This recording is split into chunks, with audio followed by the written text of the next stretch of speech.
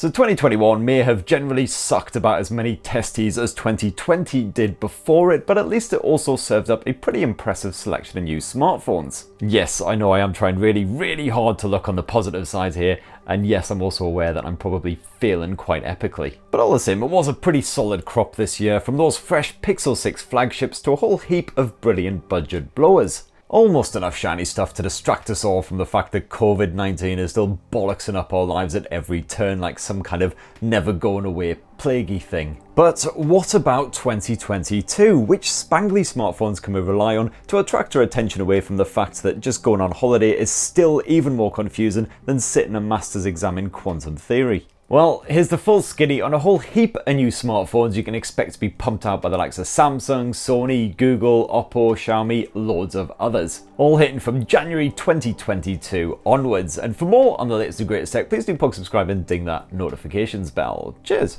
Now, one of the first flagship phones that I'm expecting to see in 2022 is the Samsung Galaxy S22 series, which has already leaked all over the internet like a very leaky thing indeed. Samsung should unveil the fresh new S22 series around sort of late Jan to early to mid February time, and you can expect a steady specs upgrade for those S22 phones compared with the older S21 efforts. Size-wise, the S22 looks to be a slightly bigger effort than the S21, but still blissfully compact at just a mite over 6 inches, while the Plus and Ultra models will boost that to over 6.5 and 6.8 inches respectively. Quite the handful for now. As always, these blowers should serve up a gorgeous bit of AMOLED screen action with 120Hz refresh across the board, while the Billy Big Bollocks Ultra option should boost the resolution to Quad HD Plus to keep those visuals pin sharp despite the spacious screen size.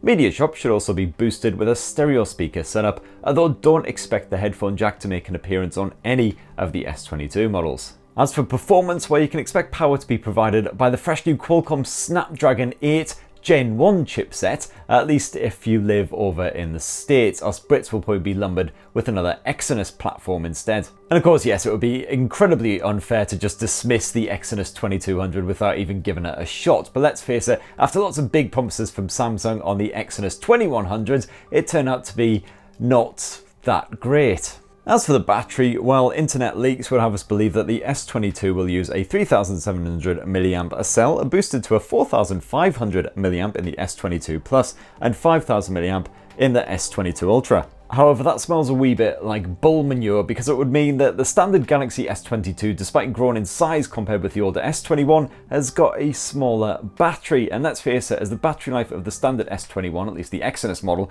was less than stellar, that just seems highly unlikely. Rumours also point to a 50 megapixel primary camera sensor on the Galaxy S22, backed by a 12 megapixel ultra-wide and 12 megapixel telephoto shooter. The Plus model should sport the same setup, while the Ultra will no doubt mix things up, but so far things have been pretty quiet on that front. And as well as that hot 2022 flagship smartphone action, I'm really hoping that in the new year, Samsung will finally at long last unveil the S21 Fan Edition that it has been blue balling us all for months now. I was personally expecting the Galaxy S21 Fan Edition, or FE for short, to be unveiled around November of this year, because that's about the same sort of time that the S20 Fan Edition was revealed in 2020, but so far, bugger all. Most likely down to that pesky chipset shortage. And that is a bloody shame, because the S20 Fan Edition was one of my favourite mid-ranges of that year, serving up a proper premium Samsung smartphone experience for less cash than the flagship phones, and doing it in style as well with a poppy selection of bright colours. The Galaxy S21 Fan Edition has been plagued with delays and even supposedly cancelled numerous times,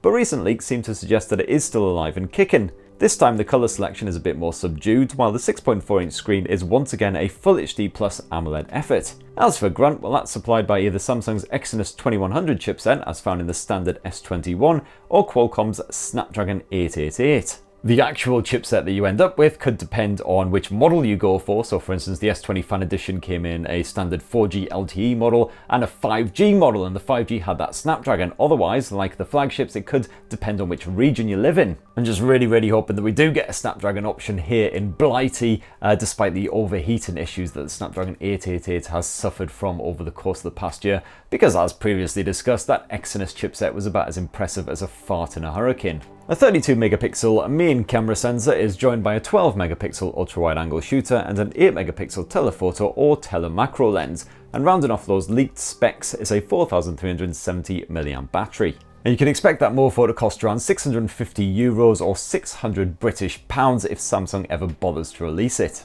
And as if that wasn't enough hot Galaxy action for you, Samsung is also apparently prepping the launch of the A73 5G mid-range mobile. This will be the successor naturally to the A72, which is one of the biggest and best Samsung mid-range smartphones that money can buy.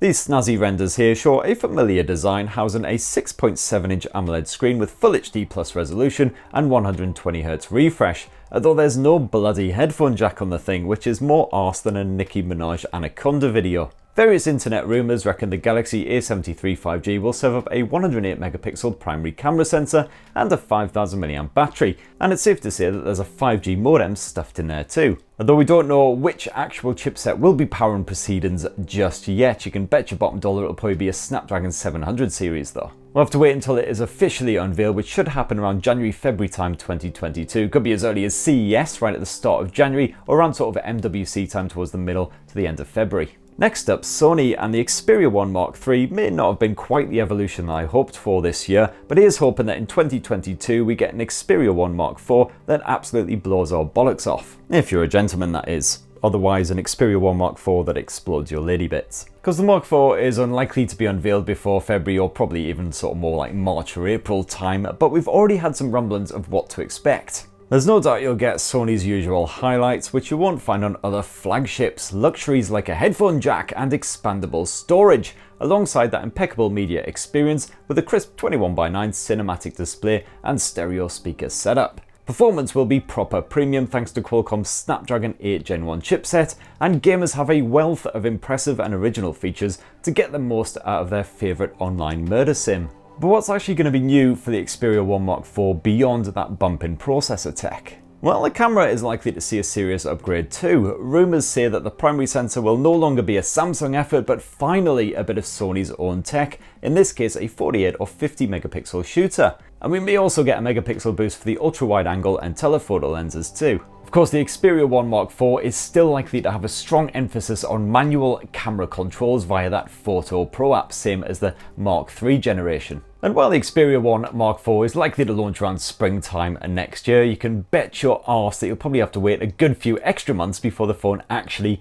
goes on sale. Now, good old Sony, those massive prick teasers. And yet another flagship you can expect to land in early 2022 is the Realme GT2 Pro, one of the very first blows to come packing Qualcomm's fresh Snapdragon 8 Gen 1 chipset. No doubt the first of many premium Androids to come packing that chipset in 2022. In fact, I already discussed Samsung's S22 and Sony's Xperia 1 Mark IV, and the big whoop of the Snapdragon 8 Gen 1, despite its slightly clunky name, is the fact that it is more power efficient than the previous Snapdragon 888, therefore hopefully won't heat up so much under pressure, while also adding buttloads of other bonus features. Go check out my full in-depth Snapdragon 8 Gen 1 video, which sums it all up. Well, you know, don't, if you don't want it, it's free world. The Realme GT2 Pro's 6.8-inch 120Hz OLED screen already has my eyeballs salivating, or perhaps they're just watering at the thought of the 125-watt fast charge support for that 5000 mAh battery. And the camera tech will apparently consist of a 50MP primary sensor plus a 50MP ultra-wide angle shooter,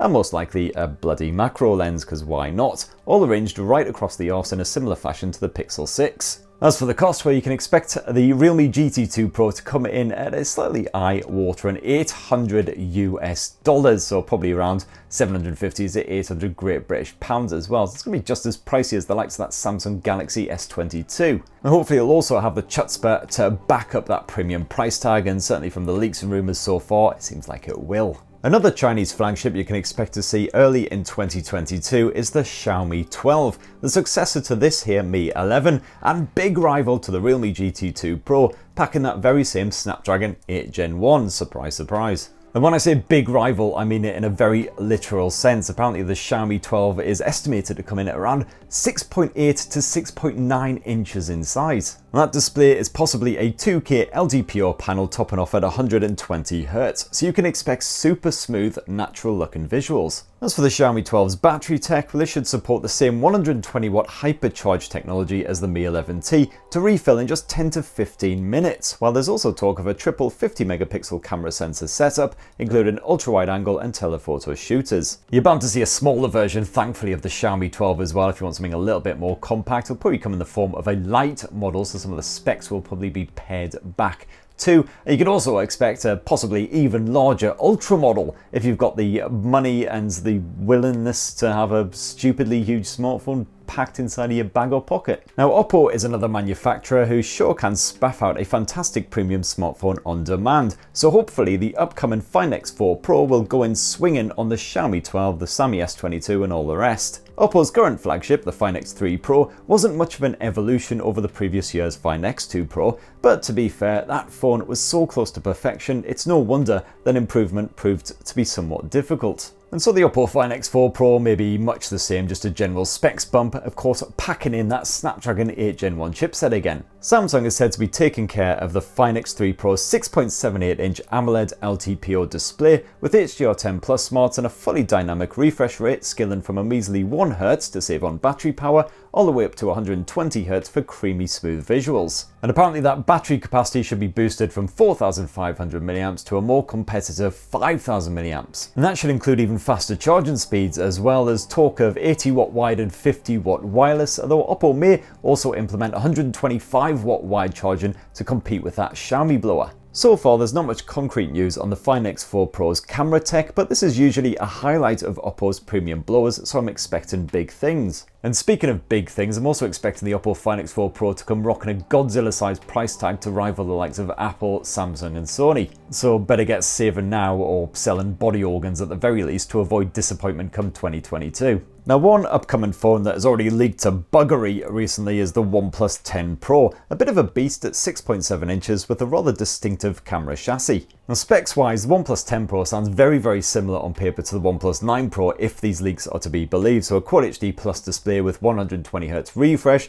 48 megapixel primary camera backed by a 50 megapixel ultra-wide angle shooter and an 8 megapixel telephoto lens. However, the performance will get a boost courtesy of that Snapdragon 8 Gen 1 again, while the battery size has apparently increased from 4,500 to 5,000 mAh just like the Oppo, and possibly now supports mega fast 125 watt charging to boot. So very similar indeed to that Oppo Find X4 Pro. And speaking of which, you can expect both the Oppo and these OnePlus smartphones to support basically the same UI now that Oxygen OS and Color OS are all buddying up and sort of joining together in a weird sort of hybrid situation. I'm also expecting lots of subtle little upgrades with the OnePlus 10 Pro, so for instance there's talk of the screen being more energy efficient just like that chipset, so hopefully that combined with the increased battery capacity will mean easily, effortlessly all-day battery life no matter what you're up to. And hopefully we'll see some photo processing improvements as well for that camera tech. And so far there's not been much chat about the smaller OnePlus 10 model either, just lots of chatter about the Pro, so we'll see what happens anyway. They should be launching early 2022. Now, one of the best flagship smartphones of 2021 was the Pixel 6, but if you can't quite afford that lovely wee slab, the good news is that a more affordable Pixel 6a model will be hitting stores in 2022. However, while previous Google A-series Pixels have served up basically the same excellent camera tech as their more premium siblings and then made cuts in other areas in order to bring down the asking price, it looks like for the Pixel 6a, Google has kind of flip reversed. So this mid-range mobile sports the same comedically massive wide-body camera chassis, but according to 9to5 Google, rather than housing that excellent 50 megapixel sensor from the Pixel 6, the Pixel 6a will swap it instead for the 20.2 megapixel Sony IMX363 sensor, which was found in the Pixel 5 and 5a handsets. So if these rumours aren't just a whole heap of horse dung, it basically looks like the Pixel 6a will be relying quite heavily on its ISP smarts to produce some really nice low-light photography, rather than a combination of hardware and software. The primary sensor aside, apparently the Pixel 6a will come packing the same ultra-wide angle sensor and front-facing selfie camera as the Pixel 6 flagship smartphones, which unfortunately were the least sexy bits of that camera hardware setup. Boo hiss. In less CAC news, it seems that the Pixel 6a will at least sport that Tensor chipset, which means you should get the full range of Android 12 features as found on the flagships. But the camera hardware situation means that this blower probably won't be much of an upgrade over previous A series phones,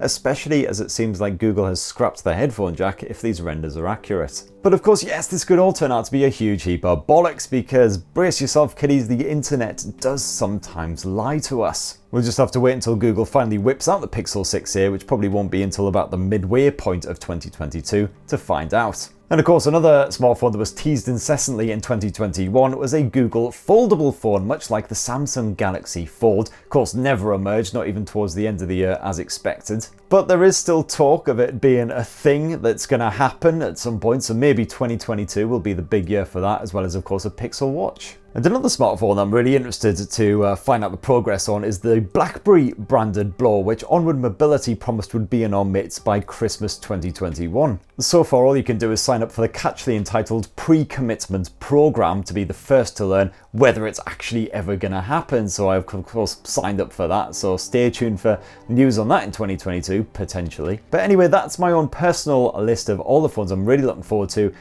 be hitting in early 2022. Of course, there will be more beyond that as well, the likes of the iPhone 14 series and all that shenanigans. But which phones are you most looking forward to in 2022? It'd be great to hear your thoughts down in the comments below. Please do poke, subscribe and ding that notifications bell for more on the latest and greatest tech, and have yourselves a fan-bloody-tastic rest of the week. See you later, I love you!